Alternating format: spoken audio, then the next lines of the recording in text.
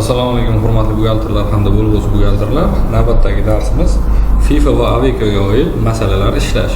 Deylik, avtomobil yoqilg'i quyish shoxobchasi.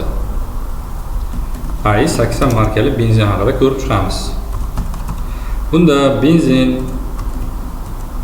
sisternada saqlanganligi tufayli benzin kamaygani sari ustiga olib kelib qo'shiladi va har xil partiya har xil narxda olinishi mumkin. Bunda 5000 so'mlik benzin ham 6000 so'mlik benzin ham bitta idishga tushgandan keyin aralashib ketadi. Aynan qaysi benzinni sotganingizni bilishni, aniqlashni imkoni yo'q. Shuning uchun FIFA va Aveko usullaridan foydalanamiz. Deylik, biz xarid qildik 10000 litr 5000 so'mdan. Narxlar taxminan yozilyapti. Realizatsiya qildik 8000 litr 6000 so'mdan. Yana xarid qildik 9000 litr 5200 so'mdan.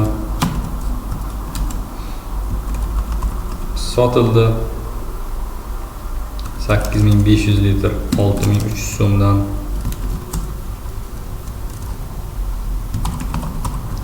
Xarid qildik 3000 litr 5215 so'mdan. Yana xarid qildik 2500 litr 5228 so'mdan. Sotildi 6000 litr 6500 so'mdan.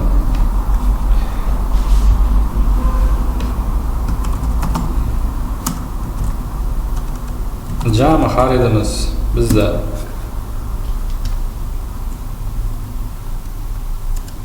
24500 litr va xarid uchun sarflangan mablag'lar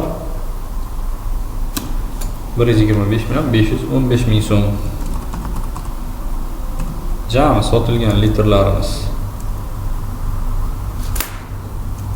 22.500 litr va sotishdan daromadlarimiz 140.550.000 so'm. Skladda asfaltga qoldi 2000 litr. Biz aniqlashimiz lozim, sotilgan 140.550.000 so'mlik benzinning tan narxi qancha edi va sisternada qolgan 2000 litr benzinning qiymati qancha.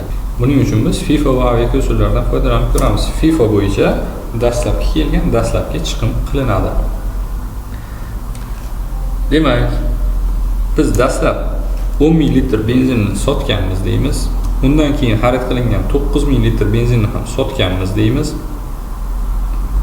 Undan keyingi 3000 litr benzinni ham sotganmiz deymiz va oxirdagi olingan benzindan faqatgina 500 litrni sotganmiz. Shunda 2000 litr skladda qoldi deb faraz qilamiz. Shunda sotilgan benzinning tan narxi 115.059.000 so'm ekan va skladda qolgan benzinning qiymati esa 10.456.000 so'm. Endi Aveko bo'yicha hisoblab ko'ramiz.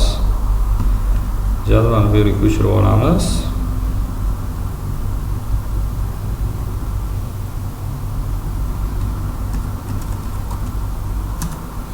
Aveko usulidan foydalanish uchun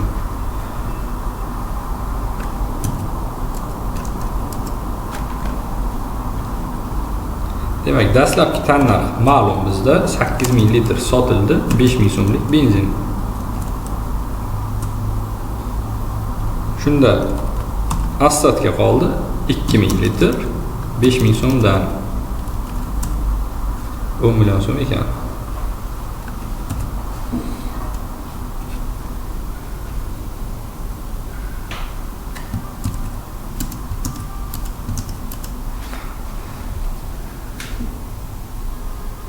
Keyingi sotilgan 8500 litrning tan narxini aniqlash uchun bizda qoldiq bor edi 2000 litr va xarid qilindi 9000 litr.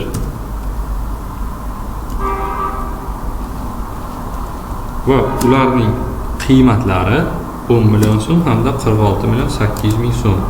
Shunda o'rtacha 1 litrni narxini topish uchun umumiy qiymatni litrga bo'lganimizda o'rtacha 1 litr 5163 so'm 64 tiyindan ekan.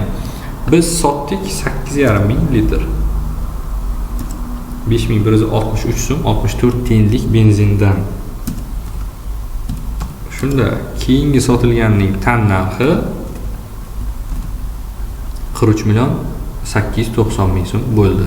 Va bizda qoldi 11 ming litrdan 8,5 ming litr sotsak 2,5 ming litr qoldi 5163 so'mdan.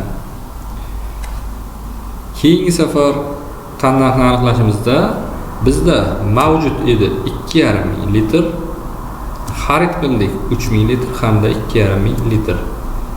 Bularning qiymati 41 million 624 ming so'm ekan. 1 litrning o'rtacha narxi 5203 so'mdan ekan va biz sotdik 6000 litr 5203 so'mlik benzindan. Va bizda qoldi 2000 litr 5203 so'mdan.